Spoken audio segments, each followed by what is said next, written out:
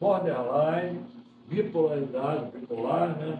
Diferenças que confundem muita gente.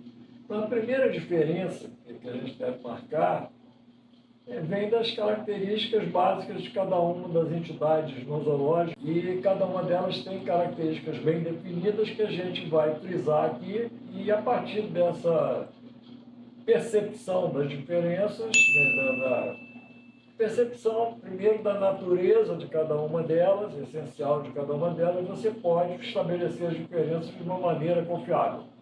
Então, bipolar, por exemplo, ele sofre uma oscilação de humor.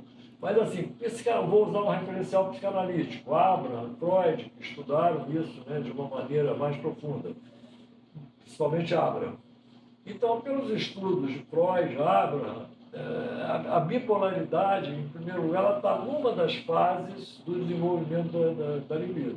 Então, é a mesma coisa oscilando. É como se fosse uma gangorra, mas o parque, né, o local do parque onde a gangorra está implantada é o mesmo.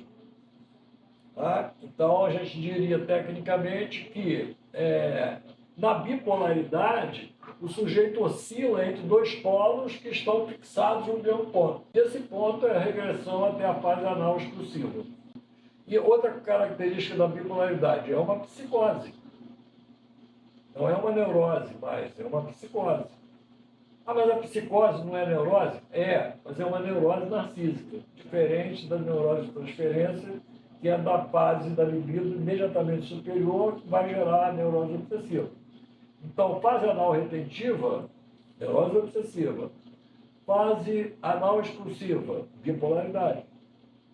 Agora, pode ser só depressão e não ter a bipolaridade?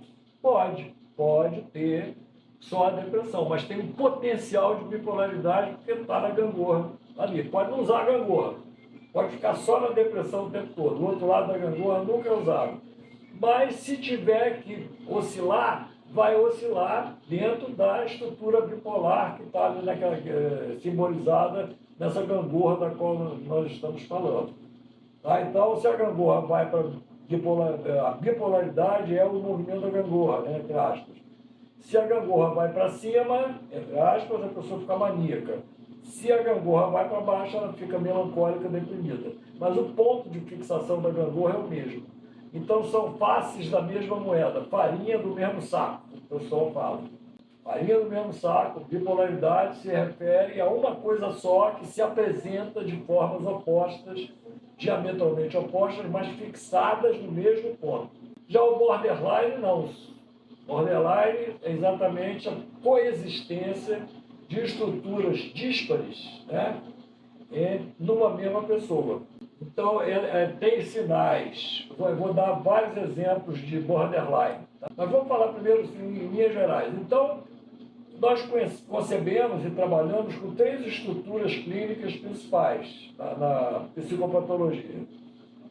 Uma psicopatologia com viés, né, psicanalítico, freudiano. Numa psicopatologia de leitura freudiana, né, nós vamos falar basicamente 3 tipos de transitoriedade, né, de borderline. Então, 3 tipos básicos de transicionalidade, de características de uma estrutura coexistentes com a característica de outra estrutura. Então, isso pode ocorrer dentro das neuroses, dentro das psicoses e dentro das perversões. Mas pode ocorrer também entre a neurose e a psicose, entre a neurose e a perversão, e entre a perversão e a psicose. Então, todos esses são borderlines. Então, aí já citei 6 tipos de borderline. Então, pode ser dentro de cada estrutura, você tem uma escadinha, então, dentro de cada estrutura, das neuroses, né, das psicoses e das perversões, e tem também os borderlines entre as estruturas. O primeiro borderline que eu me lembro dos estudos falando de borderline era um borderline entre a neurose e a psicose. É uma pessoa com neurose obsessiva que tem escapes psicóticos. Então, esse foi o primeiro borderline que eu tomei conhecimento no estudo era desse borderline, inclusive, dos primeiros textos sobre borderline falavam. No borderline entre a neurose e a psicose. Agora, pode ter o contrário, o borderline entre a psicose e a neurose? Pode, pode. Um exemplo desses é o bipolar. O bipolar, ele é um neurótico narcísico, né, digamos assim, está fixado na fase anal exclusiva, e quando ele sai das crises, ele vai para a neurose obsessiva. Então ele não fica normal, sujeito normal, sem problema nenhum. Não, ele vira um neurótico obsessivo.